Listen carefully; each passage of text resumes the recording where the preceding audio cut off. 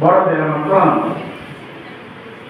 আমি কবিতা আবৃত্তি পারি না ভালো, তবে একটু এখানে নাম আছে আমার কাজ করতে হয় ঘটনা দেখি এই জন্য করতে হয়, কিন্তু আমি কবিতা এখন এইখানে যারা আছেন সবাই কিন্তু আমার সিনিয়র, আমি স্বীকার করি, কারণ আমি অবসর সময় কবিতা দেখি, এটা আমাদের যেমন গুরুত্ব নাই, আমি ছুটি হয়ে গেছে আগের ছবি আছে এটি আমার কাছে কথাটা, তারপরে এটা করি মাঝে মাঝে।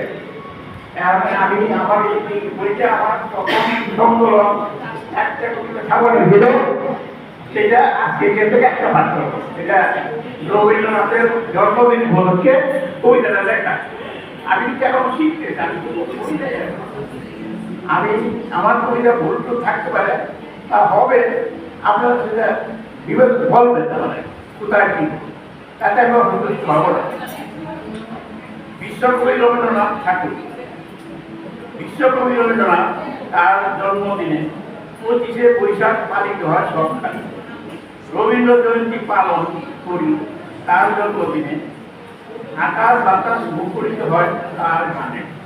বইমেলা যেখানে যেভাবে হয়, কবি বন্ধুদের সংবর্ধনা সেখানে দেওয়া হয়। কবিতা পাঠ আর গান গাওয়া হয়, যথাযথ মান দেওয়া হয়।